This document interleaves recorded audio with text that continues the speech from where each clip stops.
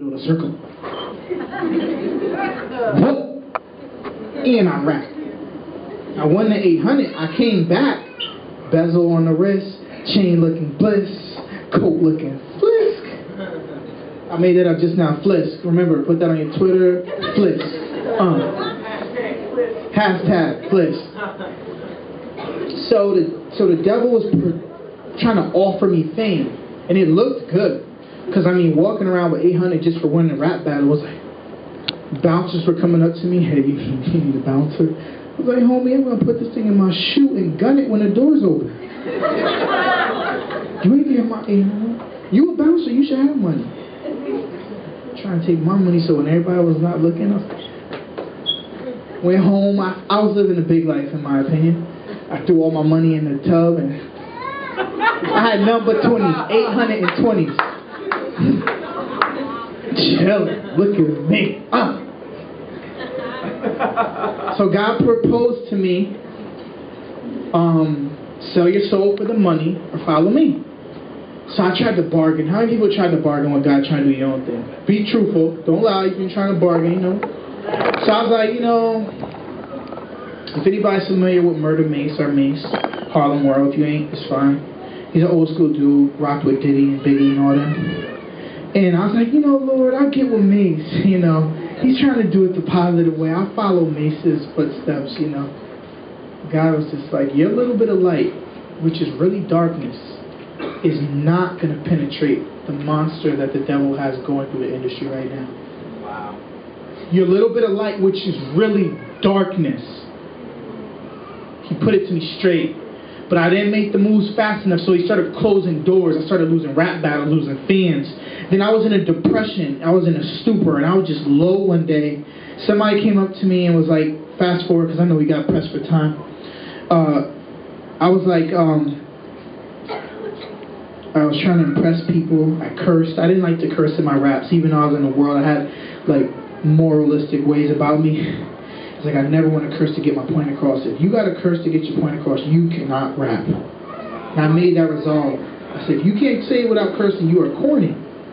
So I tried to impress somebody by cursing. I was in a low place already because I was losing fans and clout in the club. DJ K-Slay had beef with a Connecticut DJ and just said, I'm not going to put you on. I'm like, what the heck? This is going down. So then one night, I was on my way home, and I was in a stupor because I just finished cursing, trying to impress people, and I don't like breaking my standards. I just don't, even to this day as a believer. If I set a resolve to do something, I don't like to mess it up. And I'm on my way home, and this kid comes to me, hey TJ, what's up? I'm like, whatever. I knew him from high school. He used to kick beats, and I used to battle rap in school.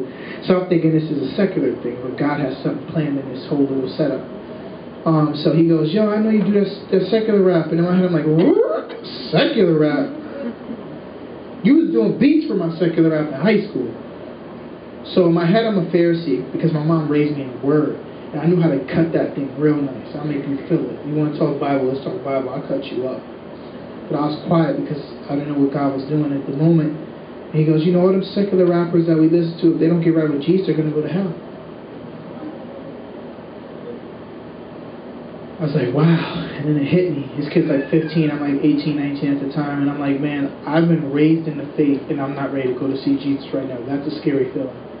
To be raised in it, bred in it, the Word, church, worship, all that, to be in it and not be ready to see your Maker is very scary. And at that moment, like, I heard all the words my mom told me. He said, if Jesus was to return right now, he said, I would be ready.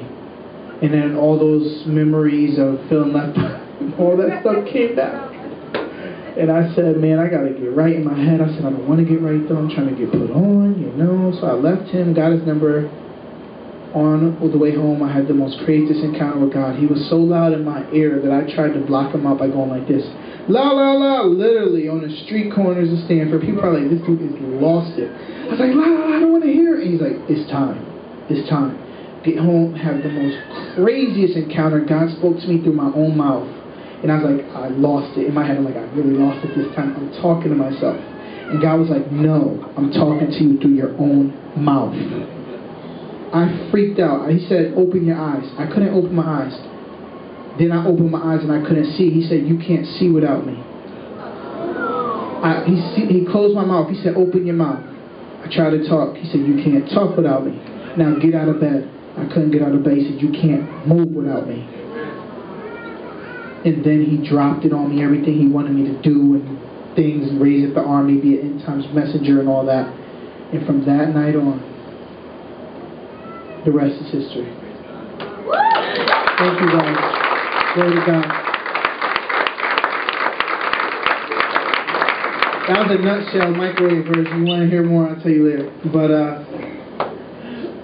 I shared a little bit of my story just to let you know that no matter where you are, what you're going through, God desires you and can find you.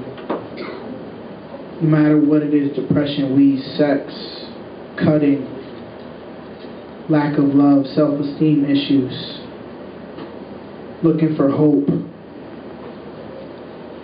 God fills all. He fills all. And He wants to save all. That's His heart's desire, to save all. Even you might say, well, everybody's not going to get saved. That doesn't have to be any of us here tonight. Amen. It doesn't have to be. We can choose to go in the opposite direction.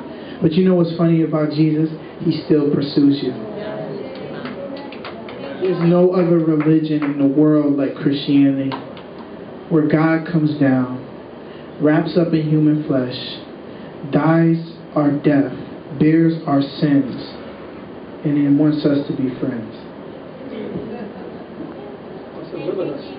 And live in us. He wants us to be His arms, His hands, His feet, His kiss, His hug. And there's some of you that are really battling some things tonight, you know, just wondering about this faith and what is this really real, or are these feelings really real? But I tell you, Jesus is real. There's a lot of transformed people here tonight. And there's also people who are bound tonight, but Jesus wants to free you. He has the key.